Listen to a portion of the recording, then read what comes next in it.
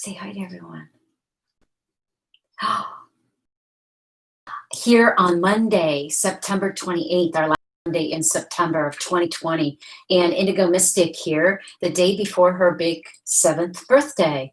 So she's getting all festive and looking pretty stylish for her upcoming birthday tomorrow. But we have a juicy Monday mantra that came in for you this week. And let's grab it over here. I love this one. And this one has been kind of building. I've been feeling the energy and kind of tapping in and getting some insight and downloads from the angels and from Team Divine.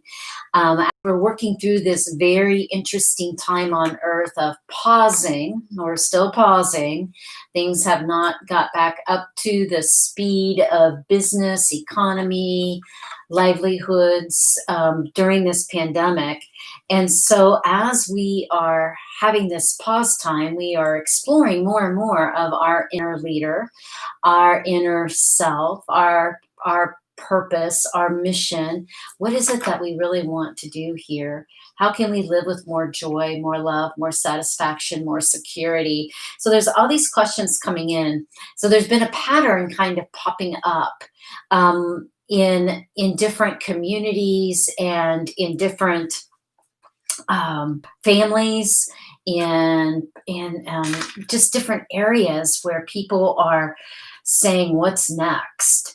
And as they're saying what's next, what we're looking at, what the Monday mantra was co-creating and collaboration, curiosity and courage fueled the unity, universal consciousness. Boy, do I ever love this one. What I loved about what Team Divine said was, usually I'm pretty familiar with unity consciousness, but they called it unity universal consciousness, bringing in universal truths and the new wave of energy and light for humanity here on Earth. So I really loved this Monday mantra, and I just wanted to share with you just a couple of notes, actually a couple of notes. You know me, if you've been watching and you've been tuning in to Monday mantras, they go pretty deep. The messages go pretty deep when I tap in. So I just write, and then I share with you. But I wanted to share this quote that really struck me. It's from Eckhart Tolle from the New Earth book.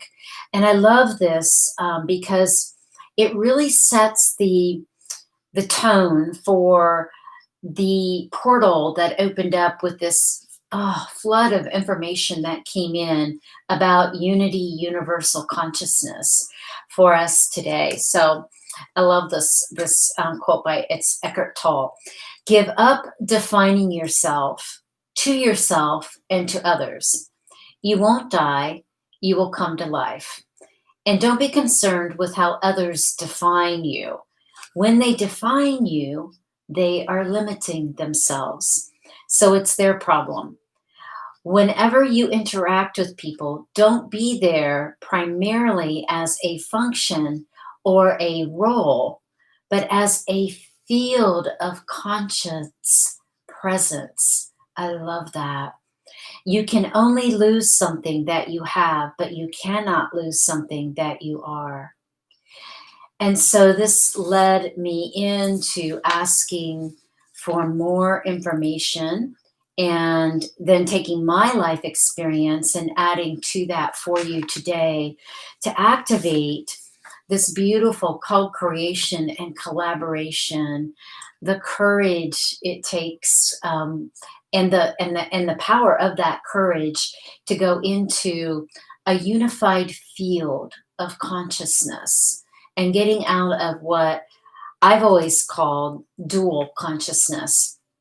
So let's talk a little bit about unity consciousness as I used to define it and how I still define it, but then the angels and Team Divine brought in another layer called universal consciousness. So basically, I wrote down my definition. Unity consciousness means thinking and ultimately acting in ways that unites ourselves with others, with nature, with God, or the source, creator, origin, whatever term you use, to get a deeper understanding of what we are here to do. And I love one of Dalai Lama's quotes that I use time and time and again is that all beliefs begin in the heart. So in dual consciousness, when we get into this dual consciousness, we focus upon difference. We look at, and dual consciousness can identify uniqueness. So here's the trick with dual consciousness. It can identify individual differences as uniqueness. However, the human condition starts to take over in dual consciousness and separates people by their differences, either in categories of ideas, the way they think, race, ability, ethnicity. So what I've always experienced and what always drove me crazy about dual consciousness is the hierarchy of thinking, because it adds to the separation and it offers kind of that self-loathing. It does offer that self-loathing. I experienced this a lot when I was in corporate work. I worked for large Fortune 500 companies internationally all over the world. And I saw this dual consciousness coming up quite frequently in the hierarchy of thinking, because all corporations are based on a hierarchy. Not all, some of them are flattening now, but when I was doing corporate work, it was hierarchy. So there was this division that naturally evolved, thinking that those beneath were less than us. So this alleged inferior feeling made us those of us at the top of the hierarchy feel better about ourselves. But it also disengaged. I always call it was that button, that knob, that switch, the knob, turn the doorknob, turn on the switch of our authentic self-love. This is where spiritual ego starts to come in, and I'll talk about that in a minute. Actually, I've decided to do a whole class and seminar, maybe a half-day seminar on spiritual ego. Yeah, that really came through this weekend when I was tapping in to get the downloads for the Monday mantra. So alienation is a natural outcome of dual consciousness. It blurs our beautiful clairvoyance, one of our soul senses, our vision. Working together, co-creating, and collaborating are sacrificed when we are in dual consciousness. So another thing that happens in dual consciousness is just pure ignorance. We just don't know what we don't know. And we are comfortable with creating stories about each other. Oh, this one is that, and that one's that. Or they made me feel uncomfortable, or I didn't feel comfortable being around them. So we never really know what's true, because we've created all these stories around ourselves and around others. So that is one big, huge loop to fall in with dual consciousness. Loss of self. So I was just kind of trying to jot down all the things that I've experienced when I've been in dual consciousness. Loss of self. What did I write down here? Oh, because we lose ourselves thinking we're either right or wrong, or we don't fit in, or we're not good enough.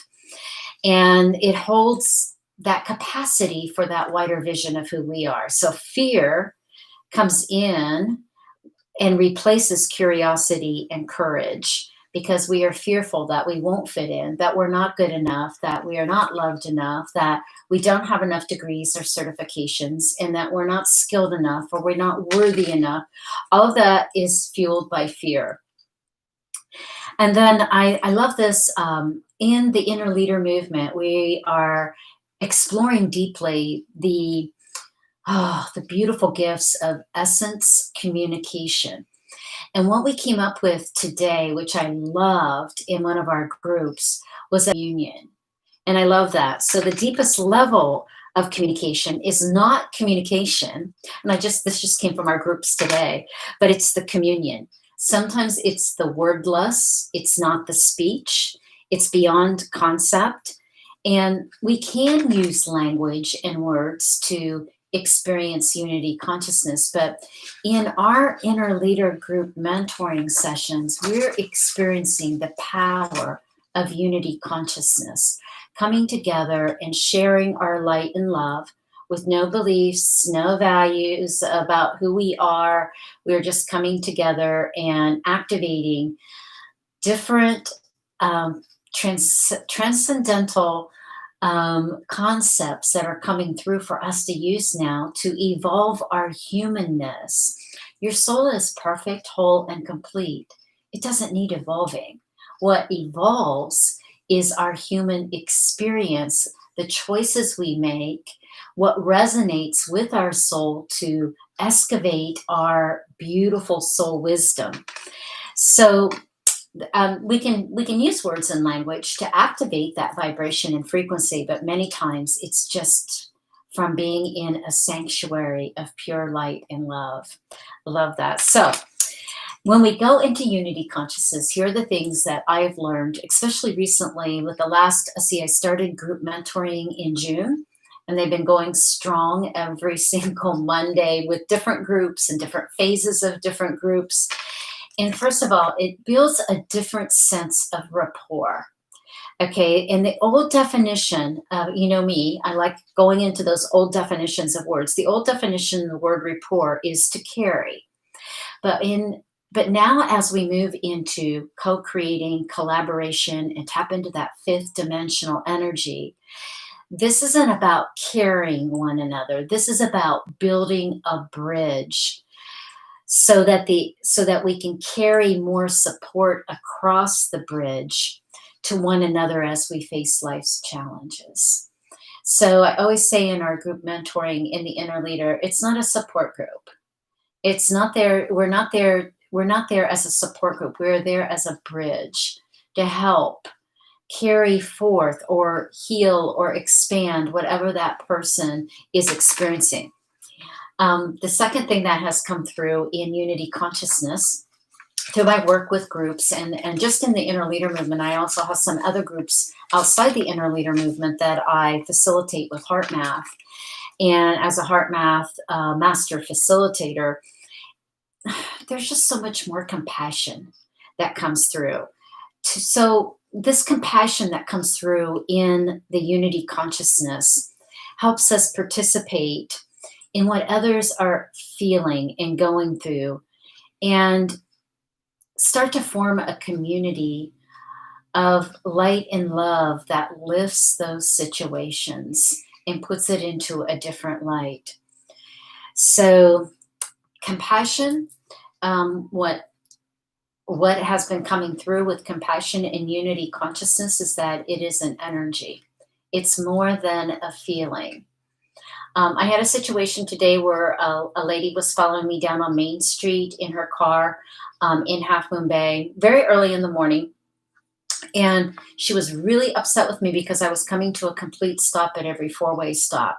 She was waving her hand and honking her horn and eating her breakfast and like going crazy. Now, my own self, my old human self could have said, "What in the heck? Oh my gosh, I don't need this. Why is this happening?"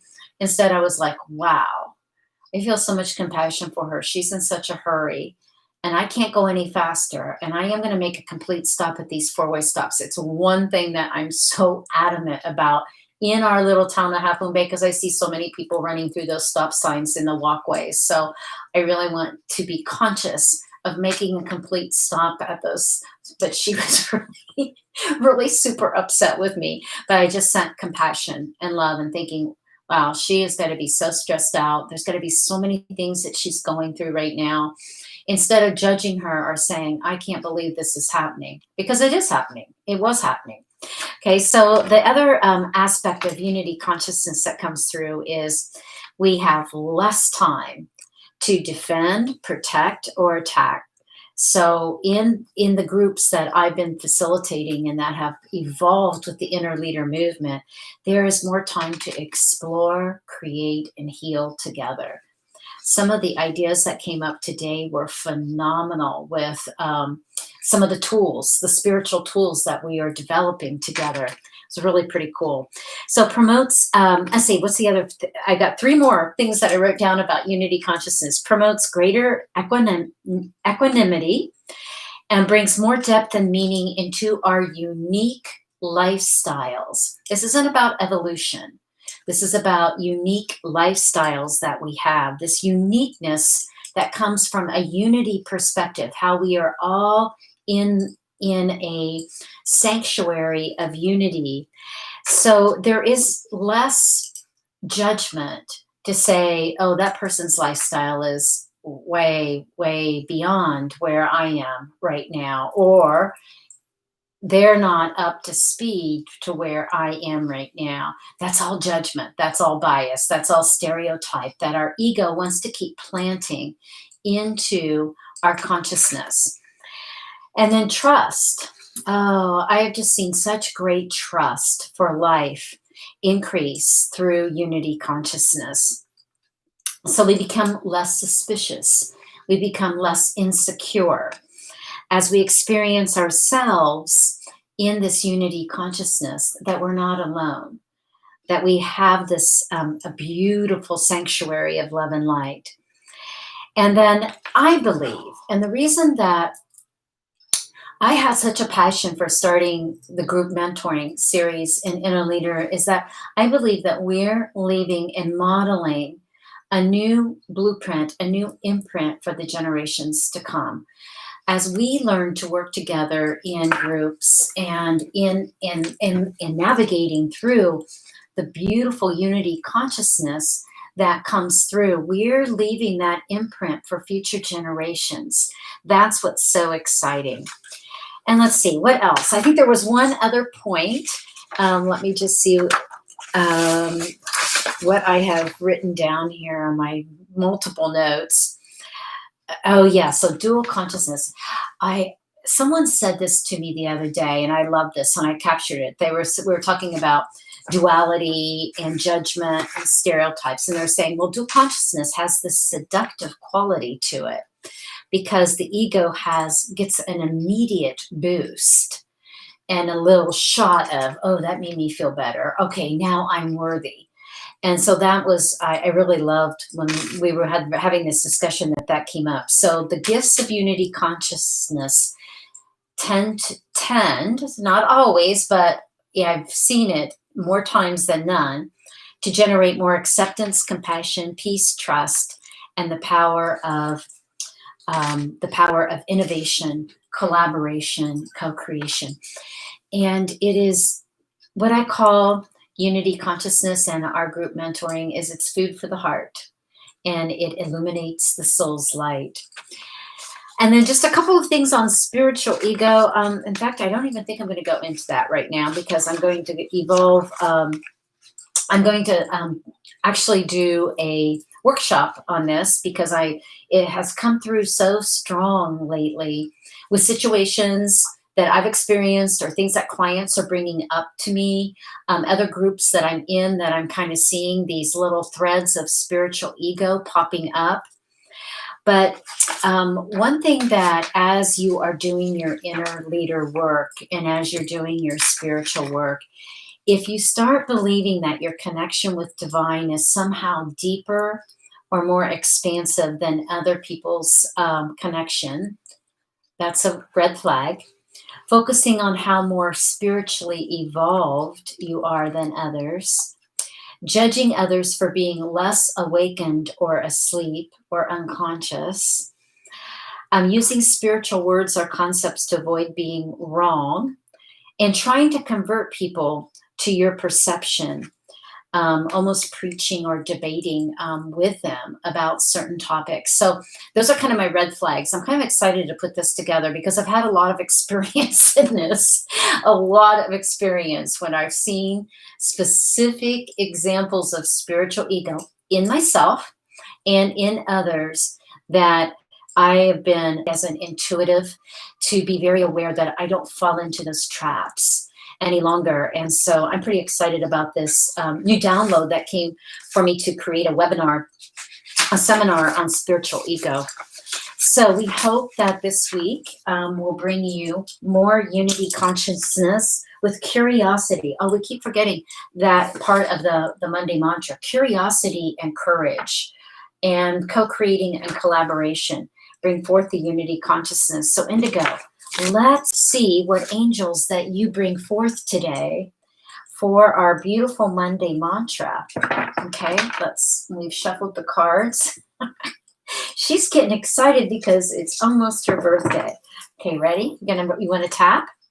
Wait a minute. Let's call in the angels. Do you see them up there? Are they up there? Are they coming in?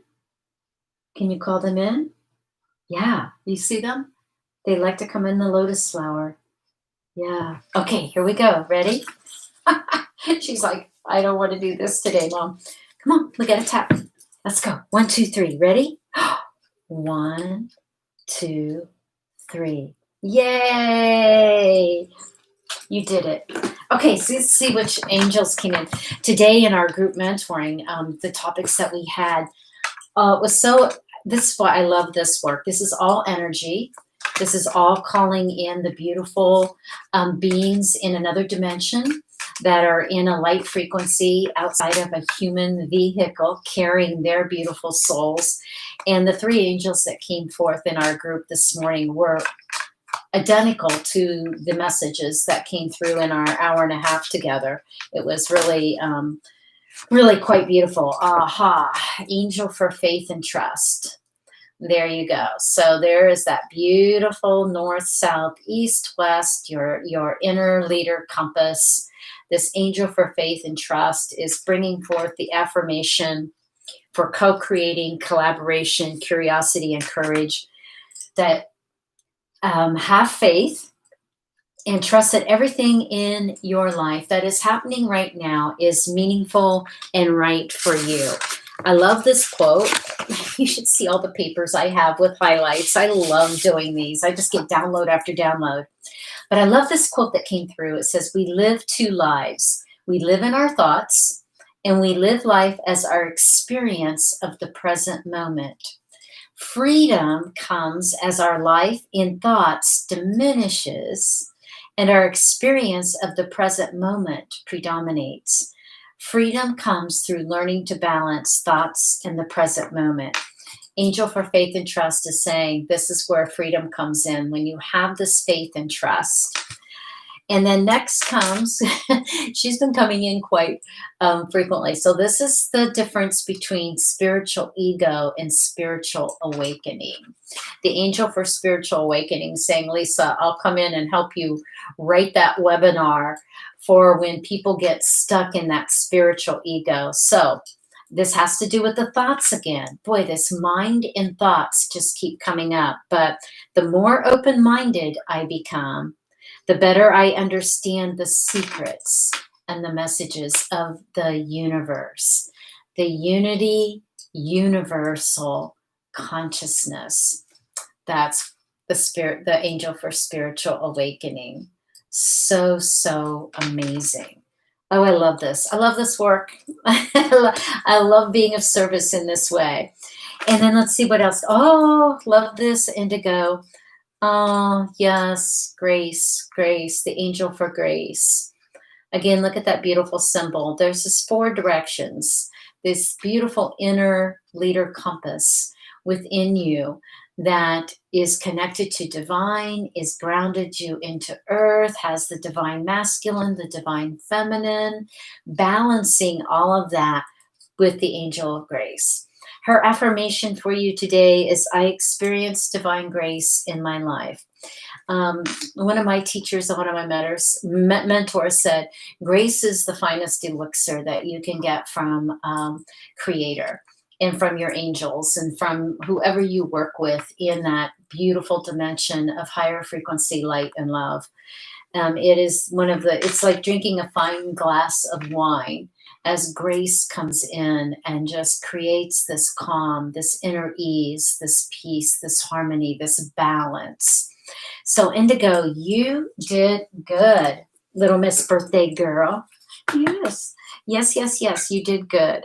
So, let's just recap. Angel for faith and trust, beautiful, solid, keeping you grounded into that central essence of who you are. North, south, east, and west, direction, compass points. The angel for spiritual awakening. Love this because this is different. This angel is going to help us differentiate more and more of those red flags so we don't fall into the spiritual ego. And then our angel for grace.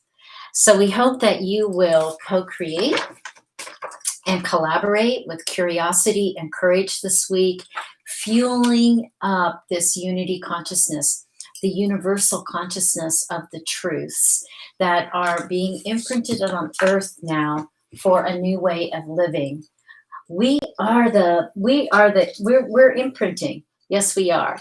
So we hope you have a wonderful week ahead. Let's see. Oh, happy birthday. Look, Aunt Caroline says happy birthday to you, Indigo. Thank you, my dear. We're excited for tomorrow, her 7th birthday, and we're really looking forward to what beautiful spiritual and grounded earth messages Indigo brings for us in navigating this energy and this beautiful unity, higher consciousness on earth as we come out of the chaos and all of the breaking apart into the new. Okay, have a great week ahead. We love you and take good care. Okay, bye-bye. I'm going to say goodbye. Are you saying goodbye to everyone? You say goodbye to the angels? You did good. Yeah, you did. You always do.